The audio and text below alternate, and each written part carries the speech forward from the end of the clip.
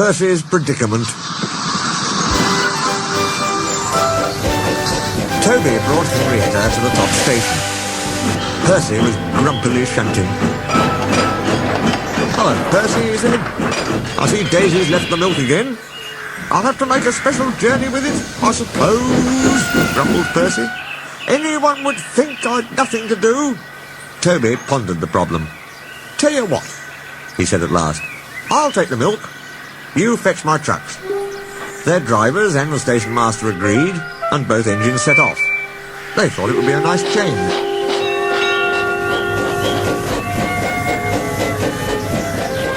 Percy trundled away to the quarry. He'd never been there before.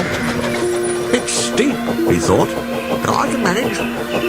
Trucks don't dare to play tricks on me now." He marshalled them in a lordly way. "Hurry along there," he said, and bumped them as they dallied. The trucks were annoyed. "This is Toby's place," they grumbled. "Percy's got no right to poke his funnel up here and push us around." They whispered and passed the word, "Pay Percy out." At last they were all arranged. "Come along," puffed Percy sharply. "No nonsense." "We'll give him nonsense," giggled the trucks. But they followed so quietly that Percy thought they were completely under control.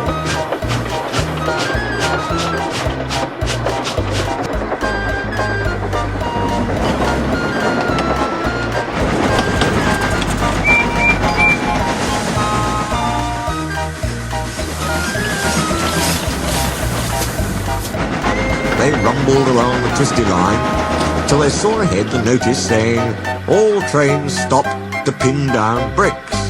"Beep, beep, beep," whistled Percy. "Brakes, guard, please."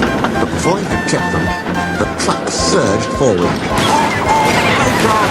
Percy, taken by surprise, couldn't stop them, and in a moment they were careering down the hill. "Help, help," whistled Percy. The man on duty at the street crossing rushed to warn traffic with his red flag, but it was too late to switch Percy to the runaway side.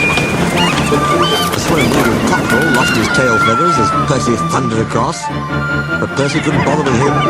He had other things to worry about.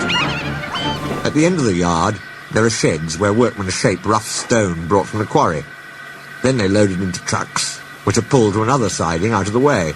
A train of these stood here when he slid past the engine shed into the yard. "Heat! Heat! Look out!" he whistled.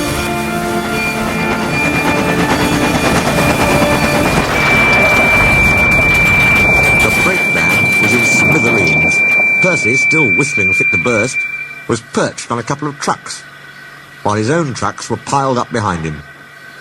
The Fat Controller arrived next day. Toby and Daisy had helped to remove most of the wreckage, but Percy still stood on his perch. "We must now try," said the Fat Controller crossly, "to run the branch line with Toby and a diesel. You have put us in an awkward predicament." "I'm sorry, sir." "You can stay there," the Fat Controller went on, "till we are ready. Perhaps it will teach you to be careful with trucks." Percy sighed. The trucks wobbled beneath his wheels. He quite understood about awkward predicaments. The Fat Controller spoke severely to Daisy, too. "My engines do not tell lies," he said.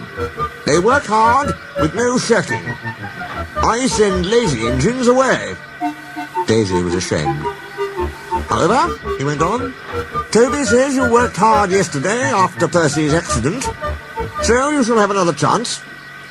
"Thank you, sir," said Daisy. "I will work hard, sir. Toby says he'll help me." "Excellent.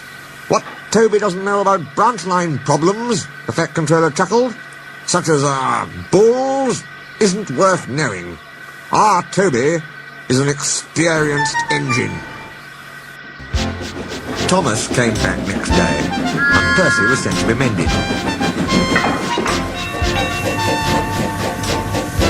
Annie and Clarabelle were delighted to see Thomas again, and he took them for a run at once because they hadn't been out quite that way.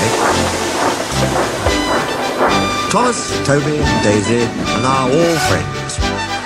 Daisy often takes the milk to Thomas, and when Toby is busy, she takes Henrietta. Toby has taught Daisy a great deal. She threw the cow off the line, all by herself the other day. That shows you.